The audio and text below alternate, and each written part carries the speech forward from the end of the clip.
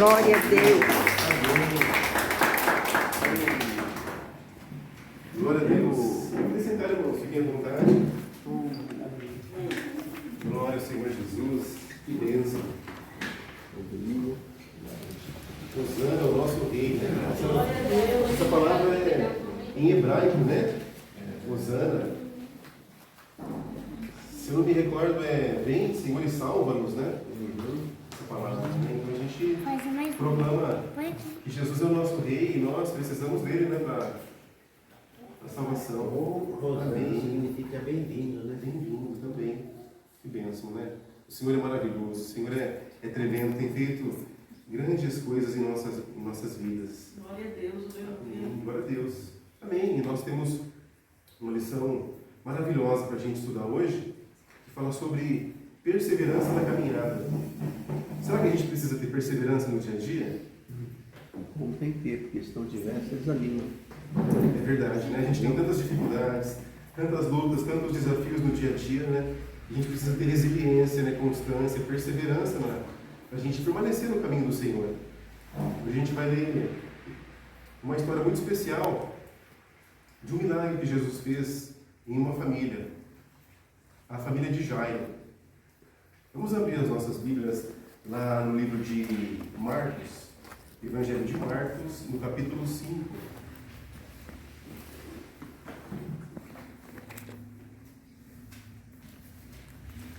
Vamos meditar nessa palavra e extrair lições sobre a importância da perseverança no nosso dia a dia, na nossa caminhada, na nossa vida. Marcos capítulo 5, a partir do versículo 21.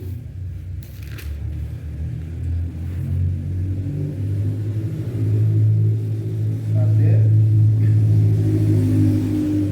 o versículo 43. Até o versículo 43. Nós temos vários versículos também.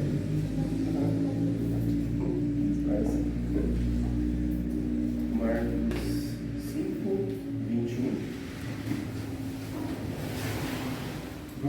Vamos dividir, cada irmão lê um versículo. Eu gostaria de iniciar. E passando Jesus outra vez num barco para o outro lado, ajuntou-se a ele uma grande multidão, e ele estava junto do mar. Eis que chegou um dos principais da sinagoga, por nome de Jairo, e vendo-o, prostrou-se aos seus pés. Ele implorou insistentemente: minha filhinha está morrendo, vem, por favor, impõe as mãos sobre ela, para que seja curada e que viva. Jesus foi com ele e grande multidão o seguia, comprimindo-o. E estava ali certa mulher que havia 12 anos vinha sofrendo de hemorragia. E muito padecera a mão de vários médicos, tendo despedido tudo quanto possuía, sem contudo nada aproveitar, antes pelo contrário, indo a pior.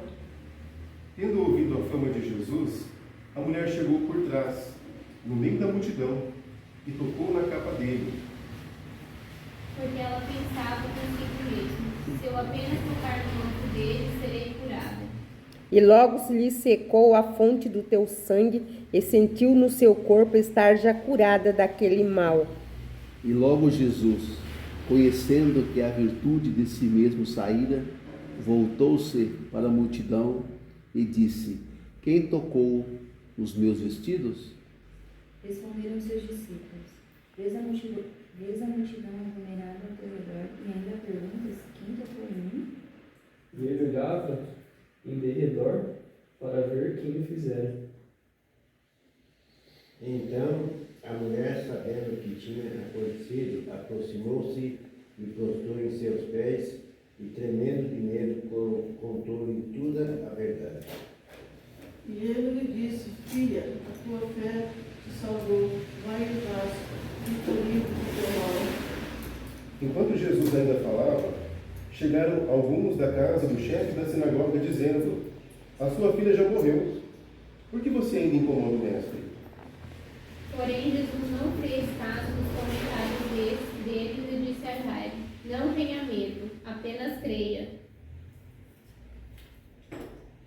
37. É o 37 agora? Não permitiu. É o 36 ou 37. E não permitiu que alguém o seguisse, a não ser Pedro e Tiago e João, irmão de Tiago. E tendo chegado à casa do principal da sinagoga, viu o alvoroço e os que choravam muito e pranteavam. Então entrou e lhes disse: por que esse alvoroço homem? A criança não está morta, mas dorme.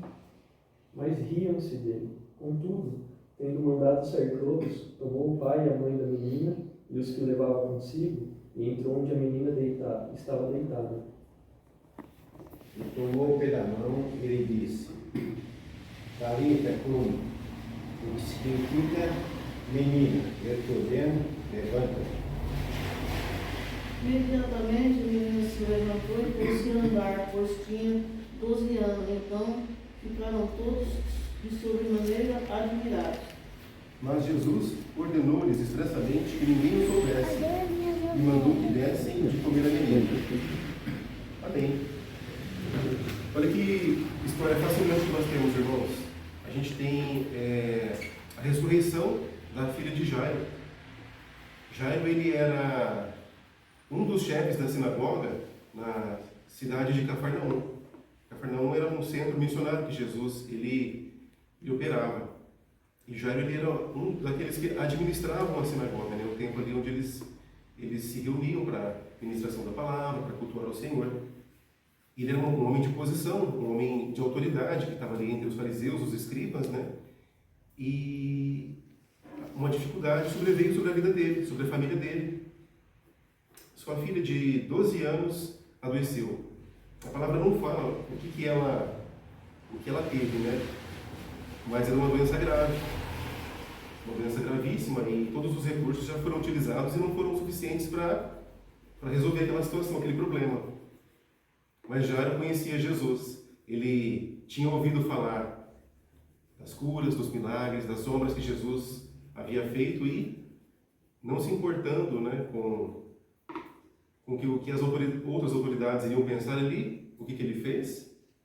Ele buscou Jesus. Então, qual será que é o melhor lugar que nós podemos estar? O que vocês acham? Quando a gente enfrenta uma situação de dificuldade, de crise, uma situação de enfermidade, um problema financeiro, um problema familiar, um relacionamento, qual é o melhor lugar para estar? Na presença de Deus. Na presença de Deus. Muito bem. Tem pessoas que na crise, ela se afasta de Deus. Você vê que as pessoas aqui, a dificuldade procura Jesus. Porque nessa hora, você tem um refrigério. Se você se retrair, se você não procurar, a pessoa pira. Ele tem depressão. Ela se torna um inválido. Então, na dificuldade, tem que ser perseverante. E você pode ver na Bíblia, todo mundo que Jesus abençoou, as pessoas procurou ele. Você vê que a pessoa que não